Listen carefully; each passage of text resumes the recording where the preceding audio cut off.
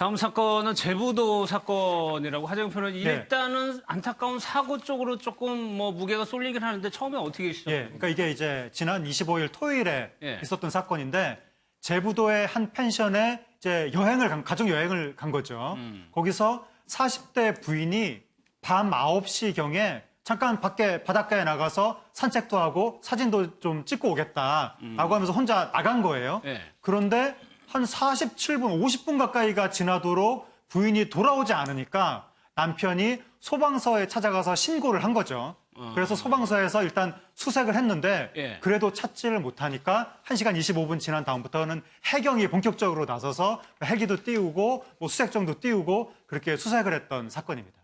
그런데 김당 변호사님 지금 남편이 이제 빠르게 이제 알아채고 신고를 하고 수색 작업에 들어갔는데 거기 그 와중에 아내하고 통화도 한단 말이에요. 네, 1차 통화는 10시 9분경에 이루어졌다라고 이야기를 하고 있고요. 그 당시에 이제 뭐 굉장히 좀 구체적인 이야기까지 왔던 것 같습니다. 이 아내가 여기가 너무 깜깜해서 어딘지를 잘 모르겠다라고 이야기를 하고 있고요. 그래서 이제 남편은 아내한테 위치를 좀 확인하게 하려고 이 뭐 플래시를 비추고 뭐 폭죽을 쏴면서 이 아내의 위치를 간접적으로 남편이 이 빛을 쏘는 곳을 통해 가지고 확인할 수 있도록 그렇게 했던 것으로 보이는데요. 그 과정에서 이제 아내가 뭐 소리가 작게 들리는데 불빛이 보이지가 않는다. 그러니까 상당히 좀 거리가 떨어져 있었다라고 지금 추정이 되고요. 그렇게 이제 또 하다가 뭐 찾을 수가 없다라고 하니까 남편이 이제 답답한 마음을 겪고 있었고 그러다가 이제 10시 21분경에 다시 한번 또 통화를 했는데요. 이때는 더 다급한 상황이 됩니다. 아내가 이제 나뭇가지를 잡고 내가 매달려 있다. 근데 이제 물이 가슴까지 차오르고 있다라고 이렇게 이야기를 했다라고 하고 있고요. 그래서 너무나 이제 다급해가지고 이 남편이 이 해경과 경찰한테 통화를 해가지고 수색을 좀 진행해달라고 해가지고 헬기라든가 이런 것들이 다 동원이 돼가지고 이렇게 했는데 남편 입장에서도 너무나 남편 입장에서도 너무 긴급하게 막 경찰과 함께 이렇게 수색 작업을 벌이다 보니까 아내가 또 이제 10시 52분경에 또 아내가 남편한테 전화를 했는데 그때는 너무 정신이 없어가지고 또 안타깝게 또 전화를 못 받았다라고 또 합니다. 그러니까 아까 10시 21분경에 통화를 한번 볼까요? 그때 아내가 뭐라고 얘기를 하냐면 물이 차오른다라고 얘기를 하고 있다는 그러니까 어디에 빠진 거죠. 얘기잖아요. 그렇죠, 이거는. 그렇죠. 그러니까 나중에 시신이 발견된 곳이 갯벌이 있는 데였어요. 그러니까 이게 아마도 밀물이 들어오잖아요, 밤 되면. 그러니까 밀물이 들어오는데 밤에 아마 실족을 했을 가능성에 대해서 경찰이 지금 보고 있는 것 같아요. 그러니까 나뭇가지를 붙잡고는 있는데 물이 차오른다는 말은 계속 밀물이 들어오는 거겠죠. 아니면 뭐 예를 들어서 본인이 처음에는 물이 없었는데 들어갔다가 물이 더 들어왔을 가능성도 있고 아니면 실족해서 빠졌을 가능성. 그러니까 갯벌에 예를 들어서 본인이 뭔가 주우러 들어갔을 가능성, 사진을 찍으러 내려갔을 가능성이 있는데 밀물이 오면서 물이 점점점 차올라서 거기서 빠져나오지 못했을 가능성도 있거든요. 왜냐하면 갯벌 같은 경우는 또 발이 빠지면 움직이기가 상당히 어려운 부분도 있잖아요. 그리고 갑자기 물이 차오르면 당황하게 되고 깜깜한 상황에서 아무것도 보이지 않았을 때는 탈출하기가 어려울 가능성도 있어요. 그래서 아마 그 시신이 발견된 장소로 보면 갯벌 근처에서 아마 물이 얕았거나 아니면 물이 없는 상태에서 내려갔다가 밀물이 갑자기 들어오면서 물이 차게 됐고 그걸 아마 전화를 통해서 말한 게 아닌가 남편에게 그런 아마 예측, 추측이 가능하다고 보여집니다.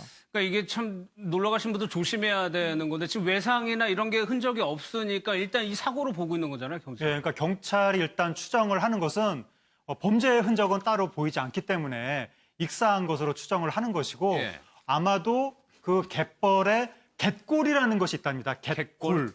그러니까 이게 그 갯벌이 다 평평한 게 아니라 물이 썰물 들어왔다가 그러니까 밀물 들어왔다가 썰물 나갔다가 물이 왔다 갔다 하잖아요. 그럼 골이 파인답니다. 물이 왔다 갔다 하는.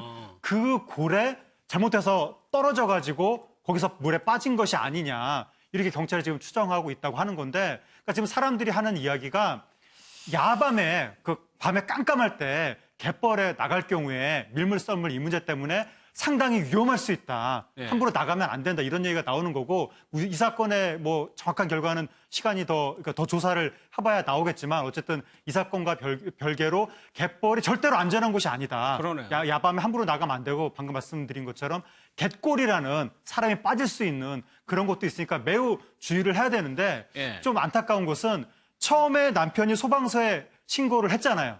그다음에 수색을 하다가 이제 발견이 안 되니까 그 다음에 해경이 본격적으로 나서가지고 헬기도 띄우고 경비정도 띄우고 이렇게 한 건데 일반인은 갯벌이 위험하다는 걸 잘 모르지만 현지 소방서는 알 수 있잖아요. 이거는 단순한 뭐 잠깐 길을 잃은 차원이 아니다. 사람 목숨이 왔다 갔다 하는 사안이다. 그걸 미리 알았다면 그냥 소방서에서 간단히 수색할 것이 아니라 처음부터 바로 해경에 알려가지고 즉시 헬기 띄우고 경비정 띄우고 이랬다면 좀 더 수색이 원활히 이루어지지 않았겠느냐. 예. 근데 왜 처음에 약간 소방서가 일단 찾다가 2차로 해경에 알려서 골든타임은 놓친 것은 아닌지 그 부분이 좀 안타까운 대목입니다. 그래서 좀 안타깝네요. 이게 처음에 통화한 게 10시 9분이고 마지막 전화 못 받은 전화가 52분이니까 시간이 꽤 그렇죠. 있었거든요. 그러니까 아무래도 이제 그 소방서에 연락을 하고 소방서가 해경에 또 연락을 한 거 아니겠습니까? 네. 바로 이제 경찰에 연락이 된 게 아니라 소방서를 통해서 가다 보니까 그랬을 수 있고 헬기나 이런 것들은 아무래도 이제 그 뜨고 이러는데 시간이 좀 걸렸을 가능성이 있어요. 그러니까 예. 아마